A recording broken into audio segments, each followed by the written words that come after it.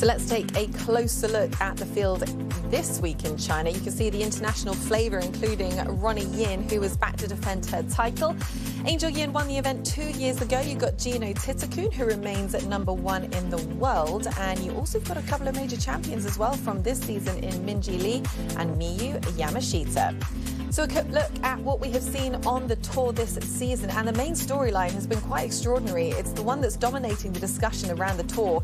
It's the fact that there have been no repeat winners in 2025. 26 winners for 25 different events, of course, with the Dow Championship being a team event, and there's been 11 first-time winners this year. Paige Mackenzie, this is something that we've never seen on the LPGA before. We're coming off a year dominated by Nelly Korda. We're now coming into a year that has 25 different winners in 26 events.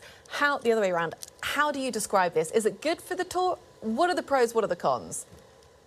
The pros. Every single winner has a story, has a fan base, has a country of origin. There's 11, I believe, different countries represented. So every single winner brings with it some new audiences that get to know the LPGA. That's the positive.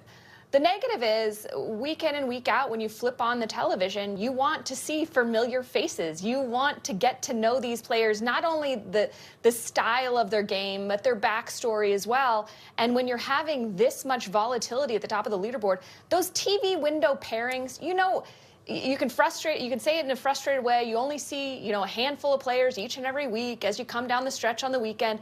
Well, that's good when you see the same names and you get a chance to know them and you get a chance to see their style of play. But when it's ever-changing, it's not great for the fans.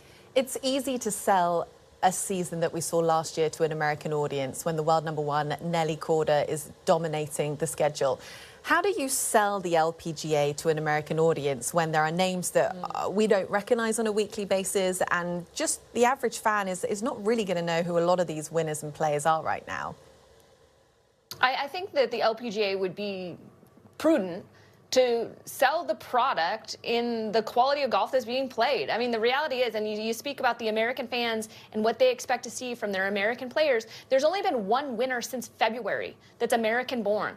And I think for that reason, LPGA would be best if they were to translate what's great about these players. Talk about the physical aspects of the golf swing. Talk about the technique and what makes them great. And I think the faces will change, but that part of the story remains. And I think from the golf fans' perspective, that's what they can take and use in their own game. I think that's what's really special and unique about the LPGA is it's relatable to the swing speeds of a scratch handicap on the men's side.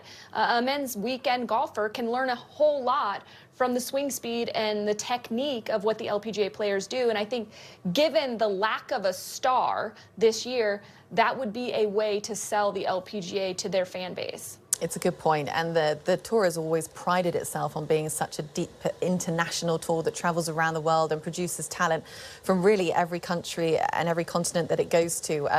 So yeah, we'll see what happens for the rest of the season. Any repeat winners, we'll have to wait and see.